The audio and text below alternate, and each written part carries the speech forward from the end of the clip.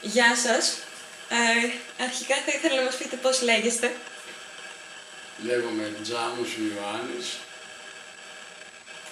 Και πόσο χρονών είστε. Είμαι 92 ετών. Ωραία.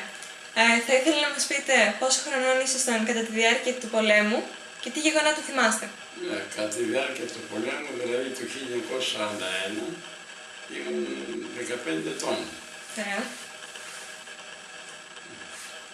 Λοιπόν, τώρα θα κάνουμε μια εισαγωγή μικρή που έχει σχέση με την αεροπορική επιδρομή των Γερμανών.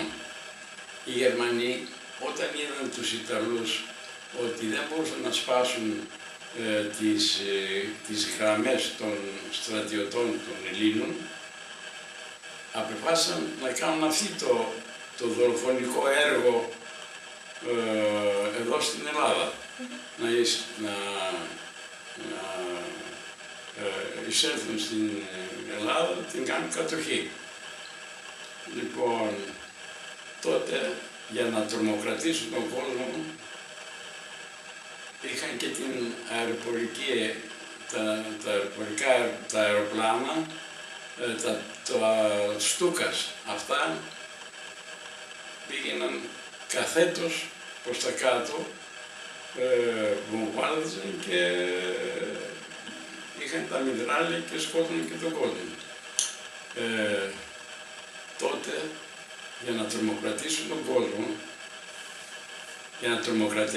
κόσμο, έβαλαν αυτά τα αεροπλάνα και βομβάρδιζαν. Όταν μάθαμε εμείς εδώ στην Ελασσόνα ότι θα αρχίσουν να βομβαρδίζουν, προσπαθήσαμε να βρούμε μια θέση, μια τοποθεσία για να μην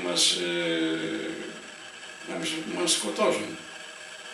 Εν τω μεταξύ, αυτοί άρχισαν με τα τάγκς να έρχονται στην Ελασσόνα, οπότε εμείς τρομοκρατηθήκαμε τότε και δεν ξέραμε πού να πάμε.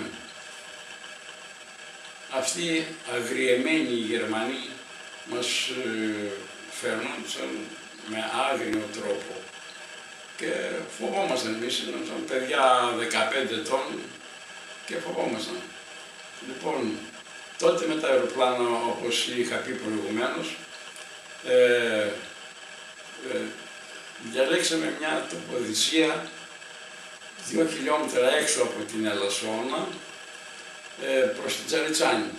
Εκεί υπήρχε ένα περιβόλι με δέντρα και λέγαμε ότι αυτό το περιβόλι μας καλύπτει και δεν θα πάθουμε τίποτα. Αλλά κάποιος ο Άγιος μας είπε μην ερχόσαστε εδώ γιατί θα σας σκοτώσουν. Και έτσι αλλάξαμε γνώμη και πήγαμε κάτω από το μοναστήρι της Παναγίας Ολυμπιωτήσης, οπότε ήμασταν σίγουροι εκεί. Διότι τα αεροπλάνα που έρχονταν από εκεί, από πάνω από το μοναστήρι, είχαν τόση ταχύτητα μεγάλη, δεν ήξεραν ότι η Ελασσόνα είναι από κάτω από το μοναστήρι. Και είχαν ταχύτητα μεγάλη, οπότε πέρασαν την πόλη και έριξαν τις βόμβες εκεί στο περιβόλι, σε αυτή την τοποθεσία.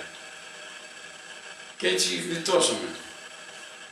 Μετά, αφού έγινε αυτό, εμείς φύγαμε σε ένα χωριό Ευαγγελισμός, λέγεται Ευαγγελισμός, και καθίσαμε κάμουσο καιρό εκεί, γιατί βομβάρδιζαν εδώ στην Ελασσόνα.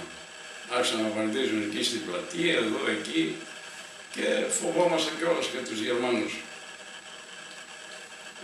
Τότε η αδερφή μου, η Μαρία, ήταν παντρεμένη με τον άντρα της, ας πούμε, και είχαν 3 κορίτσια. Επειδή φοβήθηκαν, πήγαν σε ένα χωριό στον Όλυμπο, στους πρόποδες του Λίμου, Καριά, λέγεται Καριά. Εκεί πήρε και την πρίκα της και αφού έκανε ένα λάκκο και την βάλαν μέσα για να μην την πάρουν οι Γερμανοί. Εν τω μεταξύ, μια μέρα λέω στη μητέρα μου, δεν πάμε να δούμε την αδερφή μου στην Καρδιά. Πάμε, λέει. Λοιπόν, πήγαμε εκεί και καθίσαμε κάποιες μέρες. Μετά μαθαίνουμε ότι έρχονται οι Γερμανοί. Έκαναν επιδρομή γιατί είχαν μάθει ότι δημιουργούνται ομάδες ανταρτών και ήθελαν να το διαπιστώσουν αυτοί. Εν τω μεταξύ, εμείς μόλις μάθαμε, πήγαμε εκεί στους πρόποδες του Ολύμπου, υπάρχει ένα δάσος και πήγαμε εκεί όλοι, και οι κάτοικοι της Καρδιάς και εμείς όλοι μαζί. Εκεί μέσα φύγαμε τόσο άτακτα που δεν πήραμε ούτε νερό, ούτε τρόφιμα, τίποτα. Ήταν και χιονισμένο, νερό βάζαμε χιόνια πάνω σε μια πέτρα και έσταζε σε ένα δοχείο εκεί και πήραμε από αυτό. Εν τω μεταξύ, οι Γερμανοί ανέβηκαν πάνω, υπήρχε ένα λεκανοπέδιο εκεί που ήμασταν πιο κάτω και αποσχούσαν ζώα, συνήθως μοσχάρια. Αυτοί τα σκότωσαν όλα με τα πολυβόλα και τα πήραν. Εν τω μεταξύ, οι γυναίκες αφού πέρασαν κάνα 2 μέρες, βγήκαν από το δάσος και παραδόθηκαν στους Γερμανούς. Οι Γερμανοί τις πήραν τις γυναίκες, τις πήγαν στο σιδηροδρομικό σταθμό εκεί προς την Λευτοκαριά, πιο πάνω λίγο, και τις πήγαν στην Κατερίνη. Εκεί τις άφησαν και έφυγαν. Μετά, αφού έμαθε ο αδερφός μου ότι η μητέρα μας είναι εκεί, γιατί είχα και έναν αδερφό, ο οποίος είχε πολεμήσει στην Αλβανία, και πήγε, την πήρε και επέστρεψαν στην Λασσόνα. Αυτά είχα να πω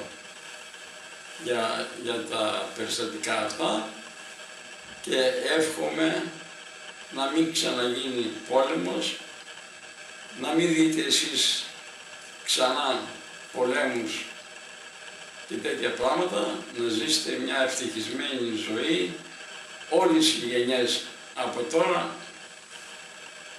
και μέχρι τέρμα. Ωραία, σας ευχαριστούμε πολύ.